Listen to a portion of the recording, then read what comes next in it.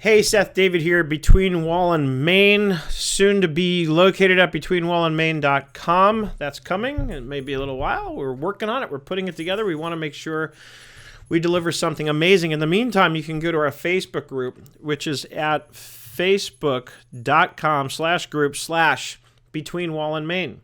Between Wall Street and Main Street, Wall Street level financial advice for Main Street small business. This morning we took a look at what was going on in the retail sector because, of course, Cyber Monday, and right on the heels, as usual, of Black Friday.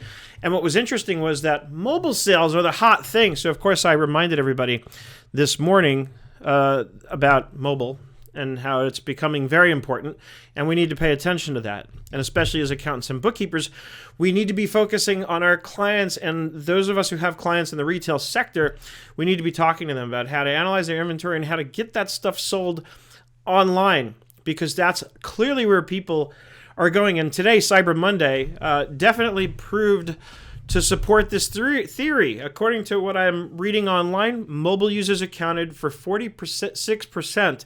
That's almost 50% of all online traffic today. Mobile users shopping online. Remember that Adobe Digital Index I told you about this morning?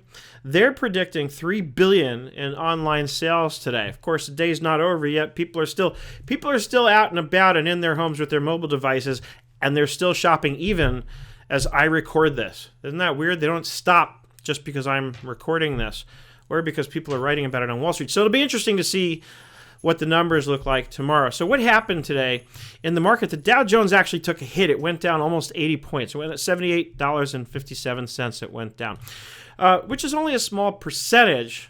But the question is why? Why when there's so much going on activity-wise in the retail sector?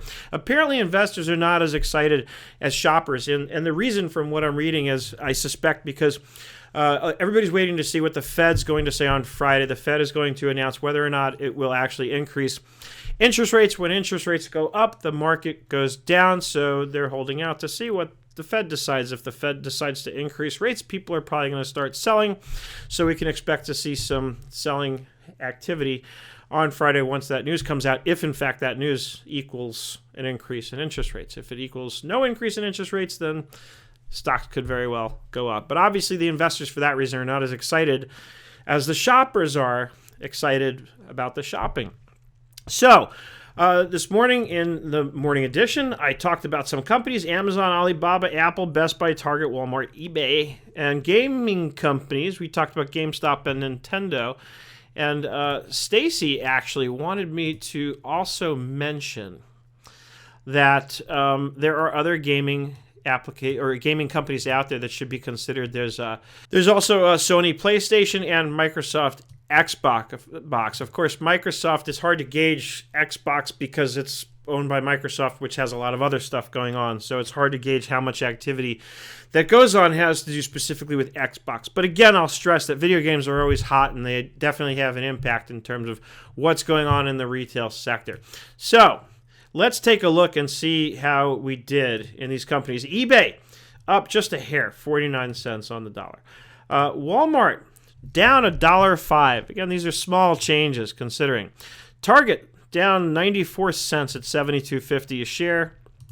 Best Buy was up 30 cents. Again, nothing in terms of the kind of change we're talking about there. Then we have Apple. Apple was up 49 cents. Again, not much of a move. But keep in mind that the expectation would have been that these stocks would have all done really well and gone up today. But again, investors are obviously hesitant until they find out what's going on at the Fed. Alibaba up 2.7. Those investors don't seem to care what's going on with the Fed.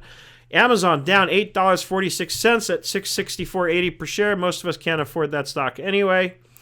And of course, here's some of where I am getting my research from here at Investors Business Daily. So, where does that leave us? We'll see tomorrow about how accurate the Adobe Digital Index was. I'm very curious to see if we actually do hit $3 billion in sales in one day. If we do, that will be an all-time record. This is your evening edition for now, Between Wall and Main. As always, I hope you had an absolutely fantastic day. I hope you had fun and learned something along the way here. And we'll look forward to seeing you for now in our Facebook group at facebook.com/group/Between Wall and Main. Again, I hope you're having an absolutely fantastic day. Better yet, I hope you're having an absolutely fantastic evening. And I look forward to seeing you somewhere between Wall and Main.